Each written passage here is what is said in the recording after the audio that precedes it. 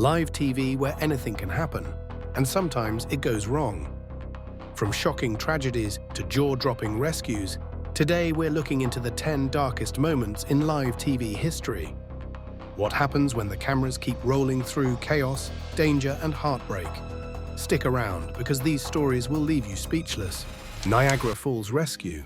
The most powerful waterfalls in the world, Niagara Falls. The water roars as it crashes over the edge, falling nearly 200 feet below. It's breathtaking, it's beautiful, but it's also unbelievably dangerous. Anyone who ends up in those rushing waters has almost no chance of surviving the drop. But in 2003, something incredible happened. A 59-year-old man, whose identity remains a mystery, was seen unstably hanging on the border of the iconic Horseshoe Falls. And trust me, this rescue story is one you'll never forget.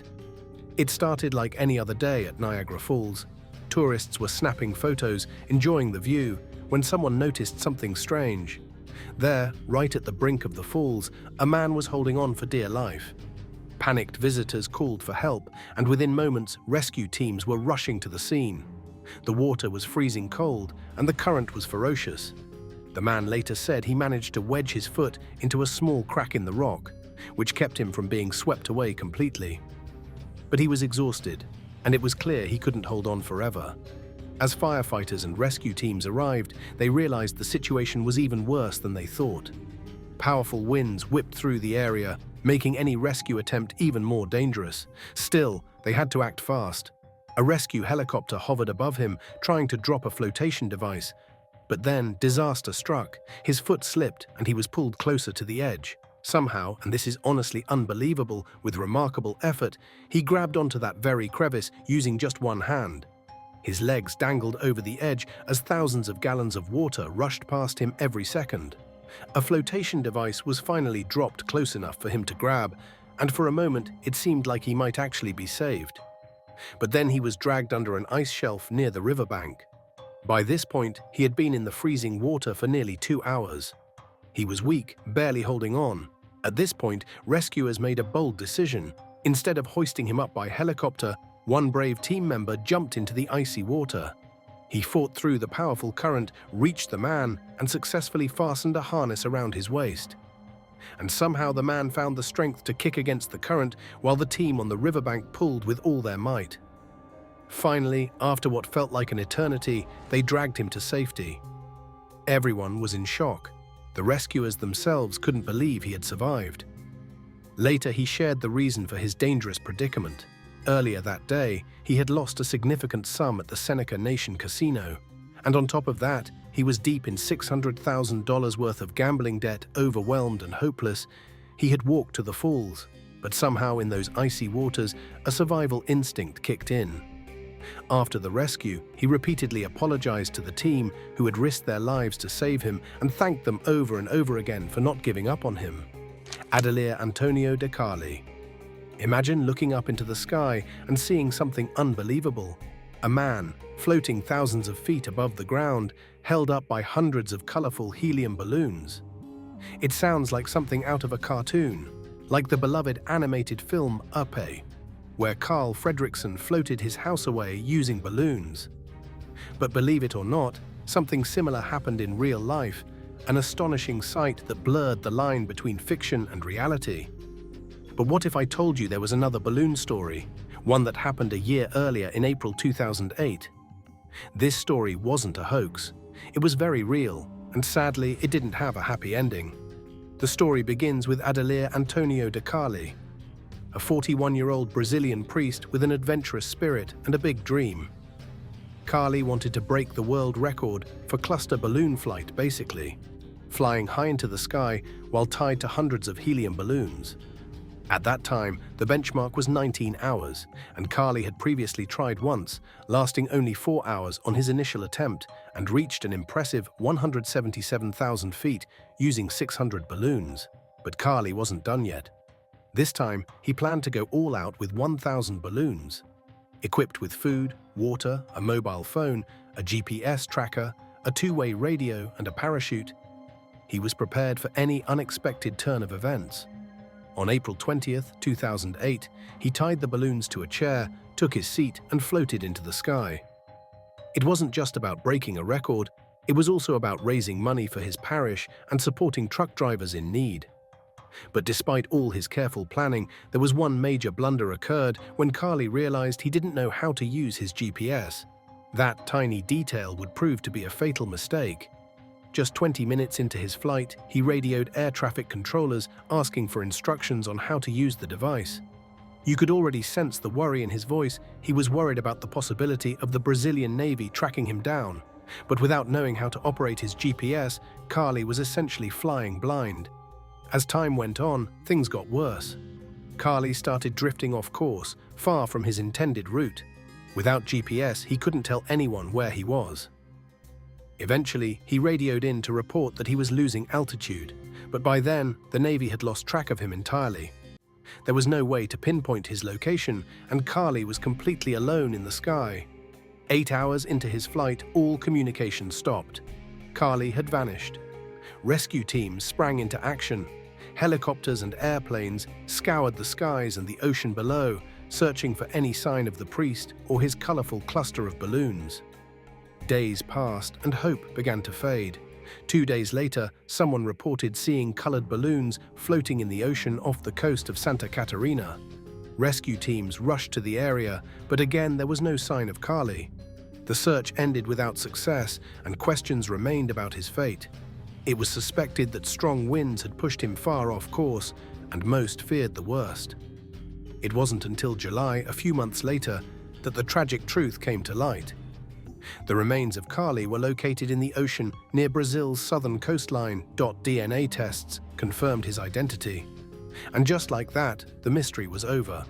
What made this story even more haunting was that Cari's record attempt had been broadcast live on television by Globo TV. Millions of viewers had watched in awe as he floated into the sky, full of hope and ambition. But the news of his disappearance mid-flight left everyone in shock. Upon discovering his remains, his family found some comfort in closure despite the tragedy. However, many couldn't help but reflect on how it could have been avoided. If only Cari had learned to use the GPS, or if someone had double-checked his preparedness before takeoff. Donald Herbert. What drives someone to willingly face life-threatening danger every single day? For Donald Herbert, or Don as his friends called him, the answer was simple: duty and passion. In 1986, Don joined the Buffalo Fire Department and became part of the elite Heavy Rescue Company. This wasn't just any firefighter role, it was for those who had the courage to face the most intense and dangerous situations head-on. While most people would have run the other way, Don embraced it with pride and dedication. Fast forward to December 29, 1995. It was a freezing winter day when Don and his crew received an urgent call. A house on Park Avenue was engulfed in flames. Without hesitation, they rushed to the scene. Firefighters were scrambling, hoses were spraying, and thick smoke filled the sky. A news crew had even arrived, capturing every moment on camera. Don was up in the attic, battling the blaze from above, but what he didn't know was that the fire had weakened the structure beneath him.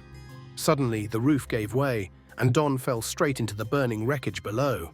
His team fought desperately to reach him, but Don was trapped under debris, surrounded by smoke and with almost no air to breathe. For an estimated 6 minutes, Don had no oxygen. By the time they pulled him out, his body was lifeless. His heart had stopped. Paramedics rushed him to the hospital, performing CPR along the way. Against all odds, Don survived, but he wasn't the same. He had suffered severe brain damage from oxygen deprivation and slipped into a deep coma. His family stayed by his side, hoping and praying for a miracle. A year later, Don opened his eyes, but he couldn't see.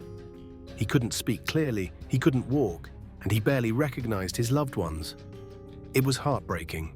For the following 9 years, Don remained in a state of minimal consciousness. His family never gave up on him, but they were told not to expect much improvement. And then, on April 30th, 2005, something extraordinary happened. Don's doctor decided to try a new medication, one typically used for Parkinson's disease, ADHD, and depression. No one expected much, but then Don did something incredible.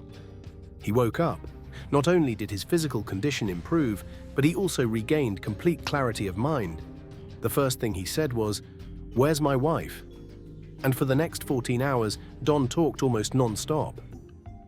He spoke to his wife, his 4 sons, and the firefighters who had fought alongside him. He laughed, he cried, and he caught up on nearly a decade of lost time. For a few weeks, Don enjoyed life again. He played catch with his sons from his wheelchair, shared stories, and smiled brighter than ever.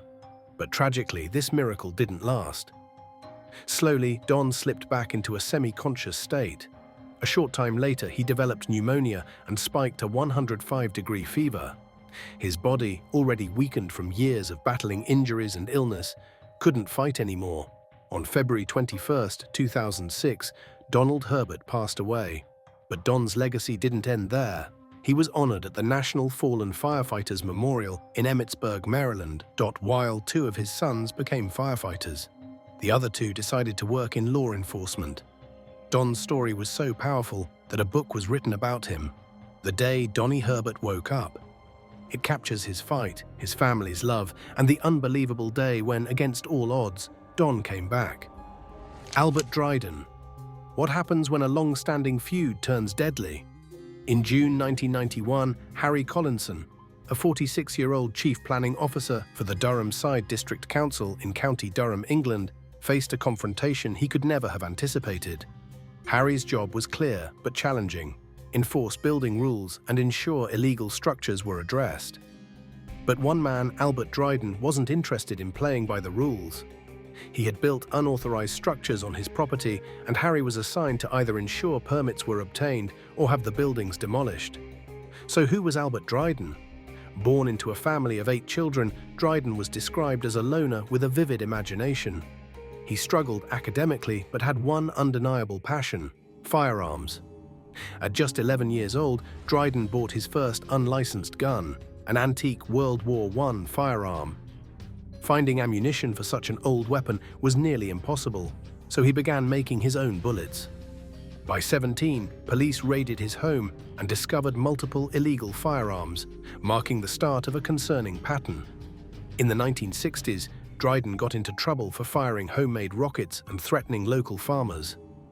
He even considered moving to Argentina to freely pursue his dangerous hobbies without interference.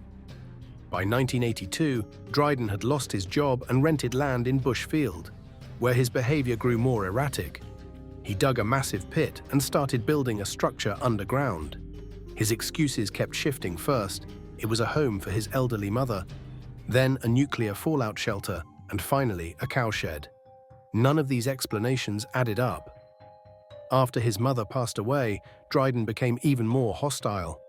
He blamed the council for her death and began making threats, with Harry Collinson becoming a primary target. The council decided the unsafe structure had to go. A demolition team arrived, accompanied by a news crew and Harry himself. But Dryden wasn't going to let this happen quietly. Before demolition could start, Dryden confronted Harry and issued a chilling warning. "You might not be around to see how this ends. You've been warned." Harry stood firm, even telling the cameraman, "Make sure you get a shot of the gun in his hand." Moments later, Dryden raised his firearm and fired. The shot struck Harry Collinson in the chest.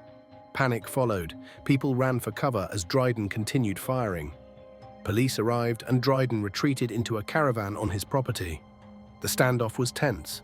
Dryden warned officers about booby traps on the property, but eventually he made a mistake. He stepped outside without his weapon. Police tackled him to the ground and arrested him on the spot. Albert Dryden was later found guilty of all charges and sentenced to 2 life sentences. The Hillsborough Disaster. Have you ever heard of a sports disaster so tragic, so preventable, that it still haunts fans decades later? The Hillsborough Disaster is one of the darkest moments in football history. A tragedy that still have a heavy weight of grief rests on the hearts of fans today. It's not just a story about loss, but about how a series of preventable mistakes and poor decisions led to devastating consequences. On April 15, 1989, Liverpool and Nottingham Forest were set to face off in the FA Cup semi-finals at Hillsborough Stadium in Sheffield, England. The atmosphere was electric, the stadium packed with an expected 53,000 fans, all eager to support their teams. To prevent clashes between the 2 sets of supporters, authorities decided to keep them separated, with Liverpool fans entering through the terminals, differing in size with one being larger, lead into segregated fenced pens. As kickoff time approached, thousands of Liverpool fans were still outside the stadium, trying to squeeze through narrow entry points. It became chaotic, with over 10,000 fans stuck in bottlenecks on the Leppings Lane side. In a rushed decision, Yorkshire Police Chief Superintendent David Duckenfield ordered an additional gate to be opened to ease the congestion. Around 2,000 fans surged through that gate, but instead of being directed to the side pens, which still had space, they were funneled straight into the already overcrowded central pens through a large tunnel. With the match about to begin, fans rushed forward, unknowingly walking into an overcrowded death trap. The crush began, and people were pressed against each other and the high fences. But the worst part, the police on the ground misread the situation entirely. They assumed the chaos was caused by rowdy, unruly fans and failed to recognize that people were screaming for help and desperately trying to escape the crush. The match kicked off as planned, but within just 5 minutes it became clear that something was horribly wrong. The referee stopped the game, and panic swept across the pitch. Supporters and officers scrambled to pull people from the pens. Fans climbed over fences, others were lifted out, and makeshift stretchers were fashioned from advertising boards to carry the injured and unconscious across the field. TV cameras captured the heartbreaking scenes as lifeless bodies were carried away, and others still trapped in the crush fought for air. By the end of the day, 97 people had lost their lives. But instead of accountability, the immediate response from authorities was blame. Police officials claimed that Liverpool fans were intoxicated and had forced open the gate, causing the crush. David Duckenfield himself perpetuated this false narrative, a story that would later unravel in devastating detail. Years later, investigations exposed the truth. Law enforcement officials were found to have fabricated reports, lied about what happened, and manipulated the narrative to hide their failures. It was discovered that at least 41 lives could have been saved if the proper procedures had been adhered to. In 2014, David Duckenfield admitted he had lied about the gate being forced open. He was ultimately accused of 95 counts of homicide, but was declared innocent. The only person held accountable was Graham Mackrell, the stadium's safety officer, who was fined in 2019 for failing to provide enough turnstiles. Ruth Sanchez. Do you think secrets are better left unsaid? In 2012, a controversial reality TV show called The Moment of Truth aired in Lima, Peru.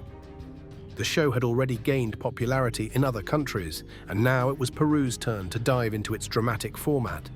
The concept was simple but brutal.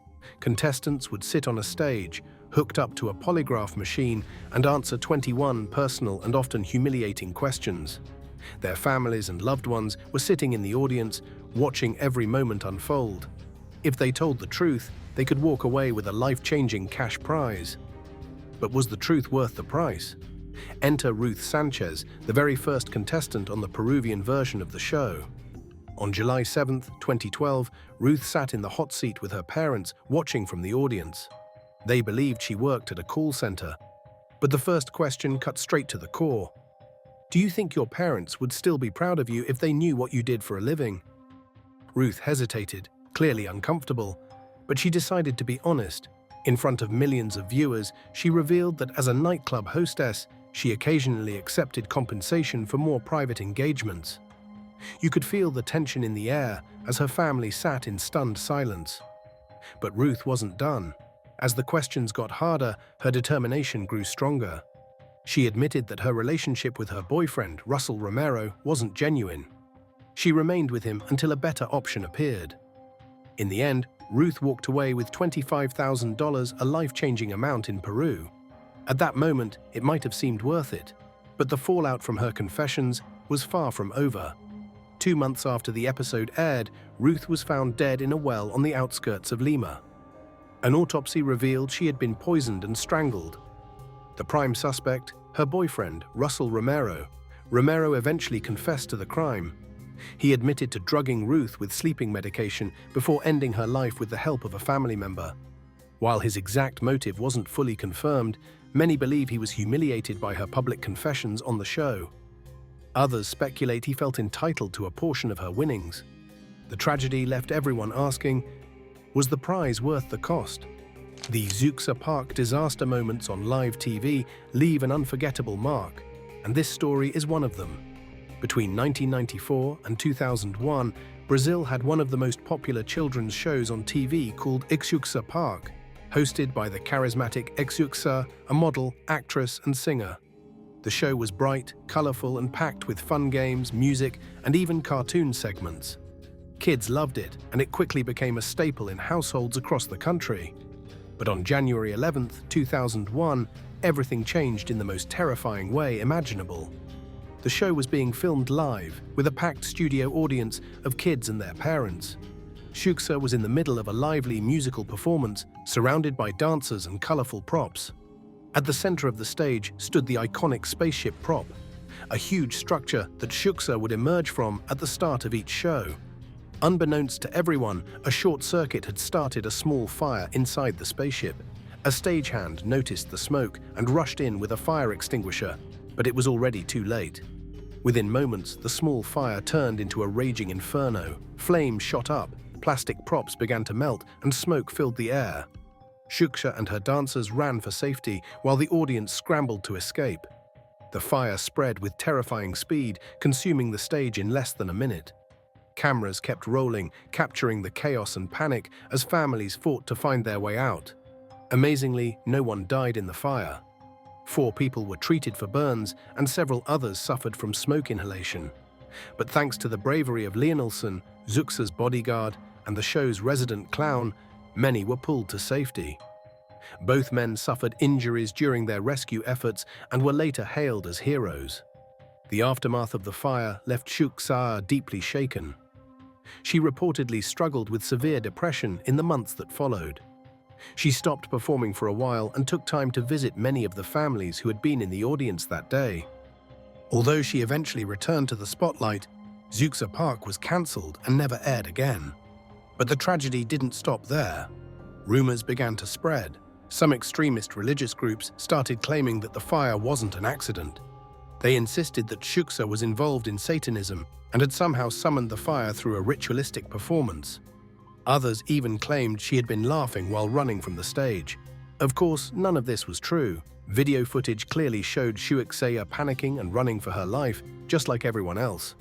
Investigations concluded that the fire was caused by an electrical fault, not any sinister ritual. Bill Sherk. Some stories blur the line between bravery and pure insanity. And Bill Sherk's life is one of them. Born in 1945 in Indianapolis, Indiana, Sherk wasn't just your average guy. He earned a Bachelor of Science degree in education from Ball State University in 1968, but his career would go far beyond classrooms. By 1968, Bill became the station manager at Work Radio, but he wore many hats: sales manager, program director, production manager, and even DJ. For 4 years, he kept the station running smoothly until 1972, when he moved on to become general manager at WXLI, another radio station in Indianapolis. Just 2 years later, he bought the station and even purchased a TV station. Despite all his responsibilities, Sherk stayed on the airwaves, becoming a familiar voice well into the 2000s. But radio and TV weren't enough for Bill Sherk.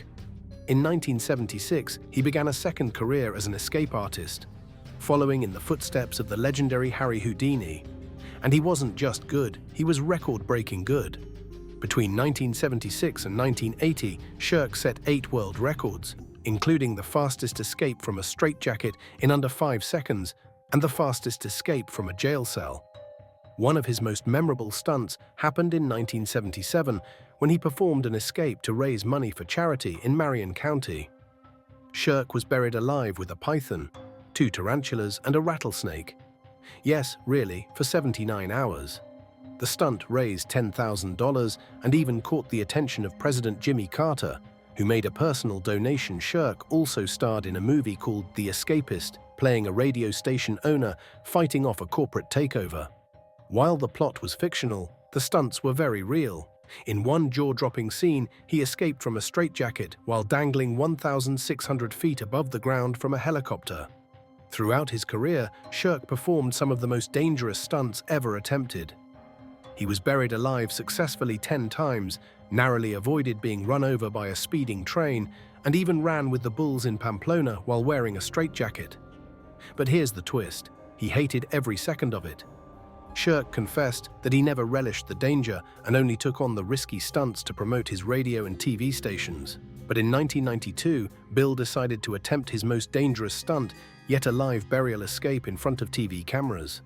He announced he would be handcuffed, placed in a plexiglass coffin, and buried under 14,000 pounds of dirt and concrete. The plan was simple: escape and dig his way to the surface. As cameras rolled, Sherk was lowered into the coffin, handcuffed, and buried under dirt and concrete. But the weight proved too much. The plexiglass coffin cracked, collapsing under the immense pressure. Panic erupted. A backhoe was brought in to dig away the debris, and 2 men with shovels worked desperately to pull Sherk out. Somehow, against all odds, they rescued him alive. Sherk was rushed to the hospital, and despite his severe injuries, he made a full recovery. Stephen Port, a master chef. Cooking shows are a staple of television, but few are as famous as MasterChef. First airing in the UK on July 2, 1990, this show quickly became a worldwide sensation.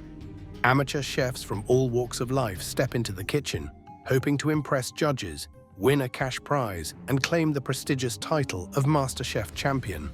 The show's success spread globally, leading to adaptations in countries like the United States, Australia, and South Africa. Over the years, many contestants have gone on to become culinary superstars. But not every story tied to MasterChef is one of inspiration. In 2018, during the show's 9th season, a background contestant appeared who carried a dark and disturbing secret.